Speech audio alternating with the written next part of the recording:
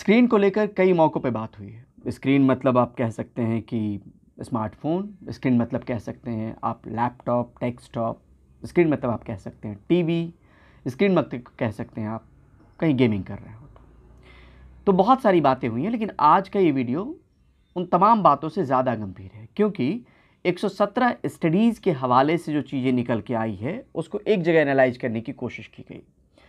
बताने का मतलब ये है कि अब से पहले हो सकता है कि एक स्टडी, 2 स्टडी की बात मैंने की होगी। अब पूरे 117 स्टडी को एक जगह पर लाकर और उसको एनालाइज करने की बात हुई है। तो आपके बच्चे अगर 0 से 10 साल के भीतर हैं, तो ये वीडियो आपके लिए बहुत अहम है। नमस्कार, मैं परिमल कुमार। किडोक्रेसी के प्लेटफॉर्म पे आप तमाम दर्शकों का स्वागत है, लेकिन साथ में एक गुजारिश भी कि इस प्लेटफॉर्म पे आप नए हो, पुराने हो और अगर आपने सब्सक्राइब नहीं किया हो तो सब्सक्राइब ज़रूर कीजिएगा। उससे वीडियो बनाने में और मनोबल बढ़ता है, आसानी होती है। खैर, अब लौटते हैं टॉपिक के पास। और इसमें ये बताना ज़रूरी है कि ये किसी एक देश में हुई स्टडी के आंकड़ों के आधार पर नहीं हुआ है। इसमें करीब 3 लाख बच्चों को शामिल किया गया है, 0 से 10 साल के बीच के बच्चे। कहाँ के बच्चे और अलग अलग वक्त पे जो स्टडी हुई उसमें यूएसए है, कनाडा है, ऑस्ट्रेलिया है, जर्मनी है, नीदरलैंड है। अब आप कहेंगे कि ये तमाम देश तो हो गए, इन देशों में जो स्टडी हुई है अलग अलग वक्त पर स्क्रीन को लेकर, उसमें यूएसए में जो 41 स्टडी हुए, 41 स्टडीज, उसको लिया गया है। कनाडा में 13 स्टडीज हुई हैं स्क्रीन और बच्चों को लेकर, उसको शामिल किया गया है। ऑस्ट्रेलिया में 11 स्टडीज हुई है और जर्मनी और नीदरलैंड में दोनों जगहों पे 7-7 स्टडी हुई है।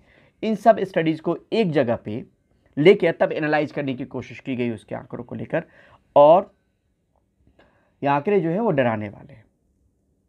हम आप आईक्यू के पीछे भाग रहे होते हैं, यहाँ पे बात हो रही है ईक्यू की। कैसे स्क्रीन टाइम, इमोशनल प्रॉब्लम, और आप उसको कह सकते हैं कि जिसको सोशियो इमोशनल प्रॉब्लम, उससे आपके बच्चे दो चार हो रहे हैं, उसके शिकार हो रहे हैं और अनजाने में ये सारी चीज़ें हम कर रहे हैं। इसमें बिहेवियरल भी प्रॉब्लम है, शामिल है। यहाँ पे अमेरिकन साइकोलॉजिकल एसोसिएशन ने ये स्टडी की और इसको पब्लिश किया जर्नल साइकोलॉजिकल बुलेटिन ने। फिर से एक बार बताऊं, 117 स्टडी, 2,92,000 बच्चे, USA, Canada, Australia, Germany, Netherlands, तमाम जगह के स्टडी को इसमें शामिल करने की कोशिश की गई है। इसमें यह तक कहा गया है कि इंटरटेनमेंट की बात हो, होमवर्क की बात हो, गेमिंग की बात हो, मैसेजिंग की बात हो, मतलब आप कुछ भी काम कर रहे हैं और स्क्रीन पर आप हैं, तो आप में, उन बच्चों में इमोशनल और बिहेवियरल प्रॉब्लम देखे गए हैं। वाइस वर्सा भी है, इमोशनल और बिहेवियरल प्रॉब्लम है तो आप स्क्रीन ऑन करते हैं। दोनों चीज़ें, स्क्रीन ऑन करने से भी ये दिक्कत है और आप में ये दिक्कत आ चुकी है तो आप स्क्रीन ऑन कर रहे हैं, स्क्रीन पर रहने के आदी हो चुके हैं। अब आप सोचिए कि किस तरीके से सोशियो इमोशनल प्रॉब्लम जो है उसमें क्या क्या चीज़ें हो रही है आपके बच्चों में। Aggression, depression, anxiety, hyper active, low self esteem, ये तमाम तरह की दिक्कतें आ रही हैं। और ये स्क्रीन टाइम, सोशल मीडिया हो, वीडियो गेम्स हो, टीवी हो, ऑनलाइन होमवर्क हो, ये तमाम चीज़ों से जुड़ा हुआ है। अब यहाँ पे समझने की ज़रूरत है कि हम आप कई मौक़ों पे इग्नोर भी करते हैं और कई मौक़ों पे इग्नोरेंट भी रहते हैं। इग्नोर करते हैं जब हमें पता नहीं होता, इग्नोरेंट इस बात को लेकर भी कि हमें लग रहा है कि ठीक है, कोई काम कर रहा है, अपना काम ही तो कर रहा है। लेकिन इस बात को समझना पड़ेगा कि अगर आपने स्क्रीन पे ज़्यादा देर अपने बच्चे को रहने दिया तो ये तमाम दिक्कतें आएंगी। और फिर जोर डाल के कह रहा हूँ, ये किसी हज़ार बच्चों पे हुई स्टडी नहीं है, किसी एक स्टडी के आधार पे कही गई बातें नहीं हैं। 117 स्टडी के हवाले से ये जो चीज़ें निकली हैं उसके आधार पे चीज़ें। अगर आप इसको तलाशना चाहें तो आप अमेरिकन साइकोलॉजिकल एसोसिएशन की वेबसाइट पे जाइए और वहाँ पे टाइप कीजिए screen time and emotional problems in kids, a vicious circle. आपको ये स्टडी मिल जाएगी और आपको देखना चाहिए कि किस कदर बच्चे जाने अनजाने में बीमार पड़ रहे हैं स्क्रीन पर रहने की वजह से। मैं बार बार दोहरा रहा हूँ, एक वक्त में ये धारणा होती थी कि सिर्फ आँख खराब होती है, अब ये बात दिमाग तक भी आई है। इश्यूज़ इस तरह के हो रहे हैं। आप जर्नी ट्रेन में कर रहे हैं, बच्चे मोबाइल पे हैं। आप किसी रेस्तरां में जा रहे हैं, बच्चे मोबाइल पे हैं। आप घर में हैं, आपका एक अपना सर्किल है, बच्चे मोबाइल में हैं।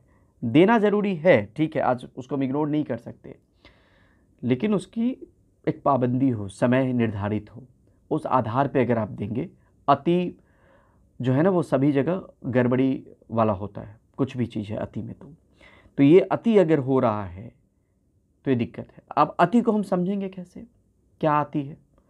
इसको लेकर Indian Academy of Pediatrics, American Academy of Pediatrics, सबकी गाइडलाइन है बाकायदा स्क्रीन टाइम को लेकर।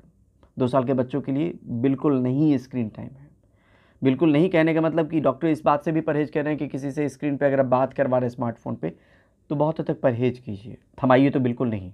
जो हमारे कल्चर का हिस्सा हो गया है, जहाँ पे हम मोबाइल फ़ोन थमा देते हैं, चाहे उस पे पढ़ाई की चीज़ें पढ़ाने के लिए कि टेबल अच्छा होगा, पोएम्स अच्छे होंगे, उससे दिमाग बढ़ता नहीं है, उससे वो कमज़ोरी आती है। तो सब के लिए एक समय निर्धारित है और इस बात का निर्धारण आपको भी करना है कि कितने वक्त तक के लिए आप स्क्रीन थमा सकते हैं। कई मौक़ों पे कहेंगे कि कहना बहुत आसान होता है, करना बहुत मुश्किल होता है, लेकिन अगर आप मान लेंगे कि ये ज़हर है जो आपके बच्चे को धीरे धीरे खोखला कर रहा है, बीमार कर रहा है और उससे परेशानी आपकी बढ़ने वाली, आपके बच्चे की परेशानी बढ़ने वाली, तो अपने आप उसका रास्ता भी निकल जाएगा। लेकिन पहले ये मानना ज़रूरी है कि ये समस्या है और समस्या गहरा सकती है आने वाले वक्त में, वो समझना ज़रूरी है। जब आप ये समझेंगे तब उसके रास्ते और विकल्प भी आप तलाशेंगे कि कैसे, कहाँ पे इन्वॉल्व किया जाए ताकि स्क्रीन पे रहने का समय जो है वो कम हो जाए। फिर से कह रहा हूँ कि स्क्रीन मतलब सब कुछ है, वो स्मार्टफोन, टेलीविज़न, वीडियो गेम कहीं खेल रहे हों, कंप्यूटर, सब स्क्रीन है। तो स्क्रीन को निर्धारित करना ज़रूरी है। आज के दौर में अगर आपके बच्चे इमोशनल या बिहेवियरल उनमें प्रॉब्लम आ रही है, वो बीमार हो रहे हैं, ये बार बार स्टडी में बातें निकल कर आ रही है, aggression, depression, anxiety, hyper active, low self confidence, इस तरह की चीज़ें अगर बच्चे में हो रही है तो थोड़ा सा संभलना ज़रूरी है। और संभलने के लिए ज़रूरी है सोच में ये बात आए, और सोच के लिए ज़रूरी है कि जानकारी इकट्ठा की जाए। तो सिर्फ किडोक्रेसी के माध्यम से नहीं और सिर्फ परिमल के माध्यम से नहीं, आप अलग अलग वेबसाइट पे टाइप करके देखिए कि स्क्रीन टाइम और स्क्रीन को लेकर क्या क्या स्टडी हुई है और क्या क्या सुझाव पेरेंट्स को अमल में लाने चाहिए और समझने बहुत ज़रूरी हैं। नहीं तो जो नेक्स्ट जनरेशन है, फ्यूचर जनरेशन है, वो फिर उसका भविष्य जो है अंधकार में है और उसके ज़िम्मेदार हम आप होंगे, क्योंकि हमने उसको समझा नहीं, और समझा नहीं तो फिर हमने उस तरीके से अपना रुख अख्तियार नहीं किया जिससे बच्चा स्क्रीन टाइम कम कर सके। तो आज के लिए बस इतना ही। बहुत बहुत शुक्रिया, बहुत बहुत धन्यवाद। देखते रहिए, दिखाते रहिए, बने रहिए, लोगों को जोड़ते रहिए किडोक्रेसी से। शुक्रिया।